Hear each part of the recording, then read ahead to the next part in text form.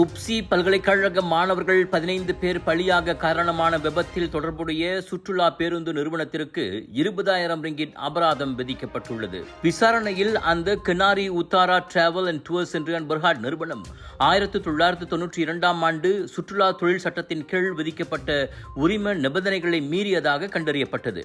அதாவது விபத்துக்குள்ளான பேருந்தை நோரிம் மாஜு ட்ரேடிங் என்ற நிறுவனத்துக்கு விற்று அதன் பெர்மிட்டை அது வாடகைக்கும் விட்டுள்ளது.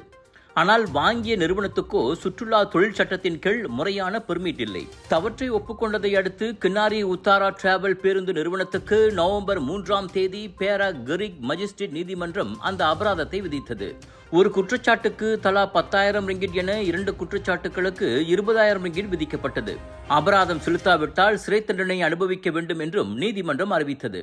இதனை வரவேற்ற சுற்றுலா கலை பண்பாடு அமைச்சான மொட்டெக் சுற்றுலா வாகனங்கள் பாதுகாப்பு மற்றும் சட்டப்பூர்வ அனுமதிகளை பின்பற்ற வேண்டும் என வலியுறுத்தியுள்ளது. இந்த நடவடிக்கை எதிர்காலத்தில் இத்தகைய சம்பவங்களை தடுக்கும் எனவும் அது நம்பிக்கை தெரிவித்தது. உப்சி மாணவர்கள் வாடகைக்கு எடுத்திருந்த அப்பேருந்து ஜூன் 9 விடியற்காலை திருங்கானு ஜெருத்தேவிலிருந்து தஞ்சோங் மாலிம் திரும்பும் வழியில் கிரிக் அருகே விபத்துக்குள்ளானது. அதில் மேலும் 33 பேர் காயமடைந்தனர்.